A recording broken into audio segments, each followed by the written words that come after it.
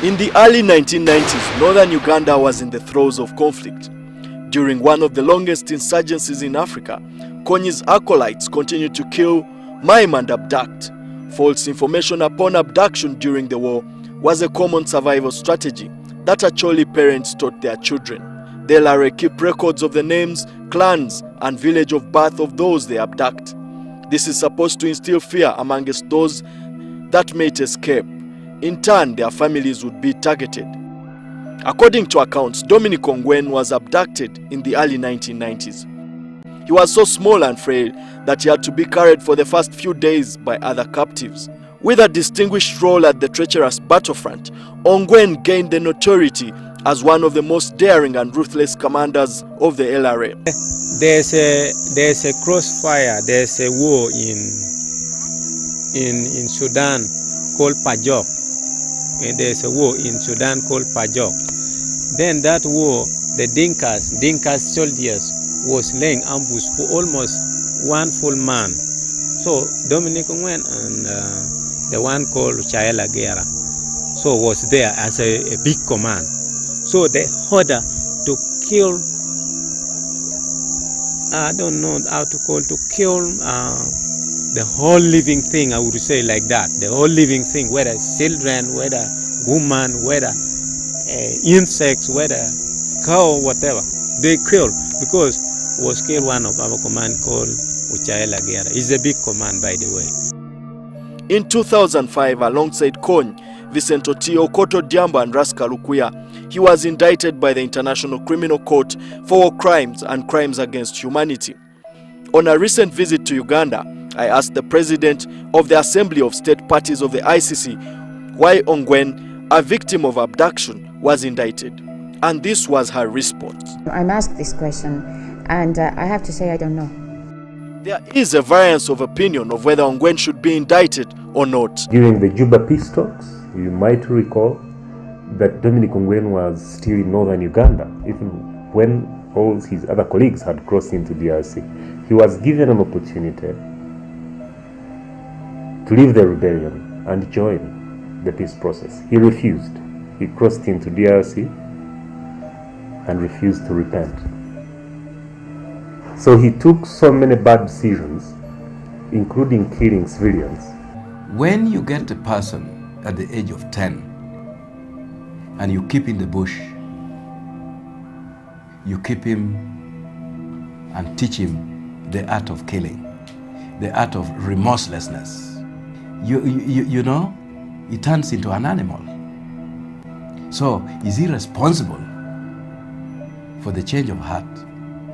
Is he responsible? So I find a lot of conflict in my mind about what I would do with a man like Dominic Ongwen. Now, they all killed, and they were all abducted. And they all had the choice to be as brutal as Ongwen, but he went to another level. Through a number of correspondences, we are able to trace Dominic Ogwen's birthplace in Gulu.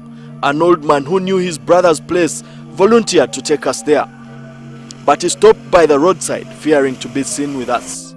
Finally, we met Ongwen's brother and uncle.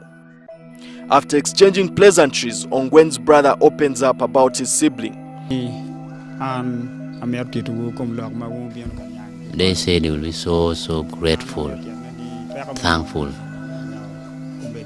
to God when the government accepted Dominic to come back home. They will be so grateful, and he'll be so grateful because if he comes, he will be so released, because he's now the one leading the family, running out and there. He's the only one left. He also reveals to us the torment his family has been through after Ongwen joined the LRA.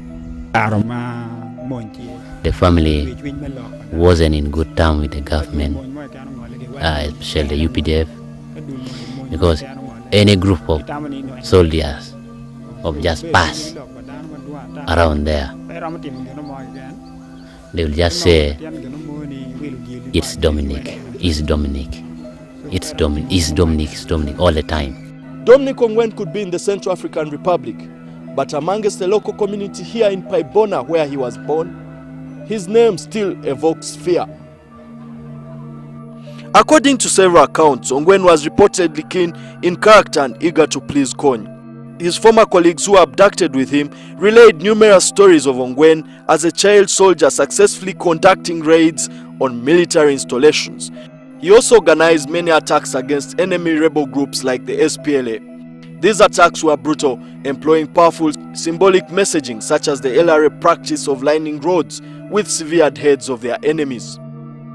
According to some accounts, Kony always praised Ongwen's character, calling him a role model for other abducted children. Ongwen was promoted at such a rapid pace for 3 reasons. First, he was a brutal killer. Second, he was a loyal fighter. And third, he managed to outlive his superiors. Kony's coterie of commanders like Tolbert Nyeko, Okello Matata, Charles Tabule, Rascal Lukuya and others had been killed, paving way for Ongwen's rise in rank. Former abductees portray Ongwen as a conflicted man. Some say he was empathetic and unable to control his immediate circumstances. Alongside reports of Ongwen's humanity and compassion, other accounts portray him as a ruthless man. Both sets of narratives reveal that Ongwen navigated a complex terrain to survive in the brutal jungle.